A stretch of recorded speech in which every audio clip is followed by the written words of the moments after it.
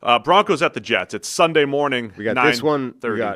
We got this one. We got one more Wembley game, and then we got a Germany game in Berlin, and then the final international one is at the Bernabeu in Madrid.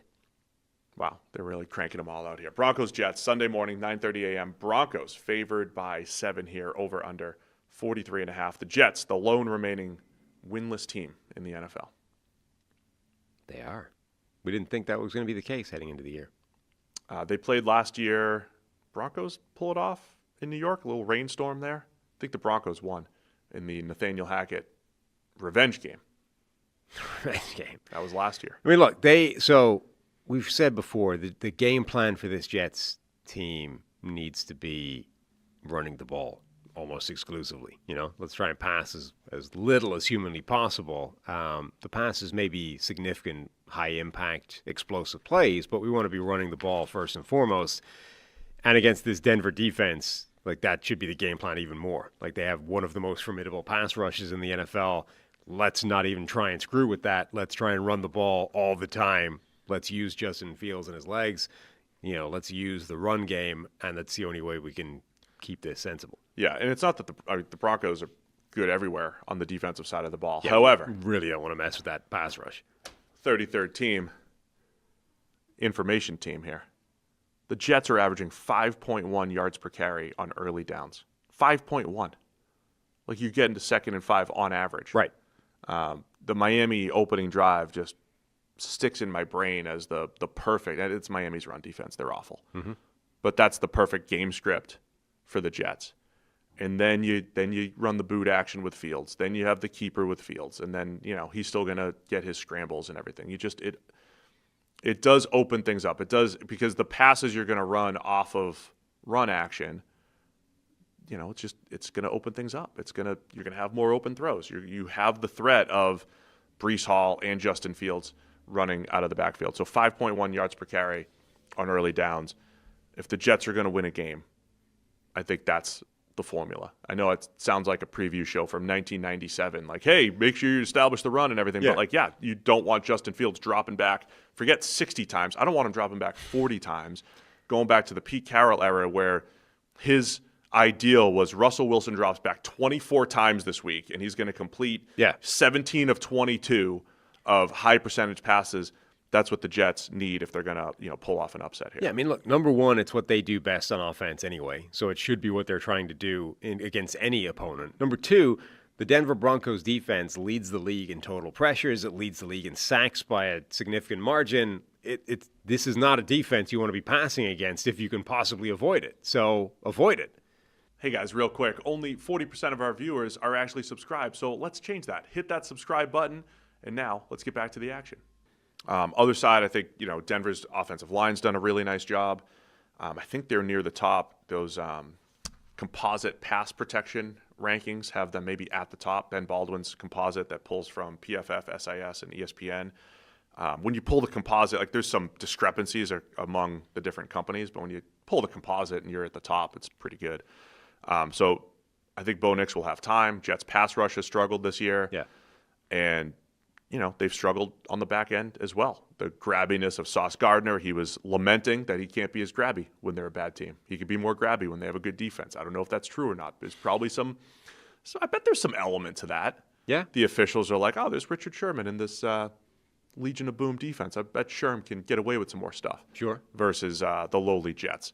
So I think that matchup generally is will be fun anyway. And just seeing, I think Sauce's matchups every single week, whether it's this week against Cortland Sutton or whoever, Troy Franklin.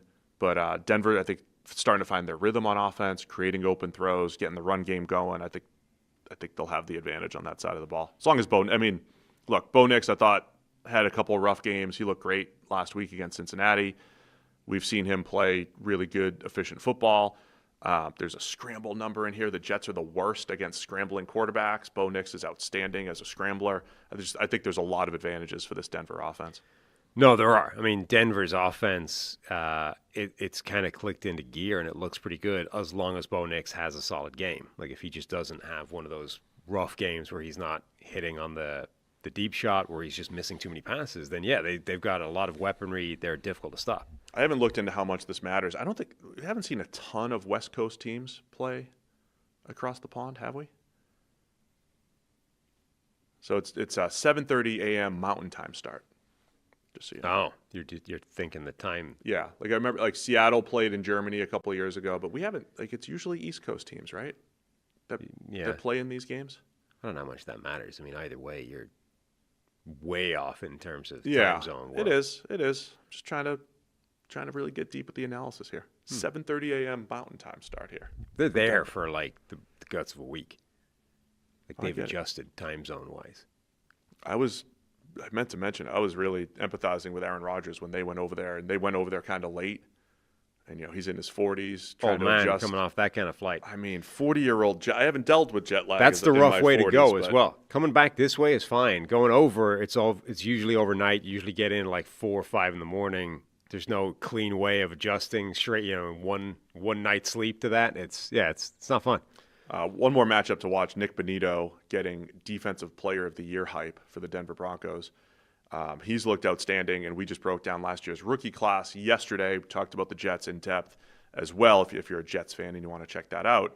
Olu Fashanu at left tackle coming off a rough game last week against Dallas. That matchup, Bonito, Fashanu, I mean the entire Denver pass rush. Every number Denver defense against the Jets offense is pretty much in Denver's favor, except maybe, the Jets can get the run game going. Except the run game. Yes. Like, again, you mentioned those early down rushing numbers. The Jets' offensive line has actually been pretty solid at run blocking as well. Like, it's been pretty good. It's certainly been a lot better than it has been as a pass protecting unit. Like, every element says the run game for the Jets is the only thing that they might actually, have a better shot at than Denver does. Whether it's because they do it well, whether it's because Denver doesn't do it as well as they do pass rushing, whether it's because the Jets' offensive line is better, everything says run the damn ball. Like the hat. The one time I would actually encourage that. All right, man. Denver by 7. Where are you going to go on this one? This starts my run of road favorites, and it's not really road. It's not really road. They're on the road. So is the other team, but they're on the road. Denver to win and cover in London. I'll take Denver as well. Harry's also going to take Denver to cover the 7. Thanks for watching all the way to the end of the video. Check the Mic is live every Monday, Wednesday, and Thursday, so be sure to hit the subscribe button so you don't miss a thing. And the all-knowing algorithm is convinced you'll also like these videos, and who are we to argue?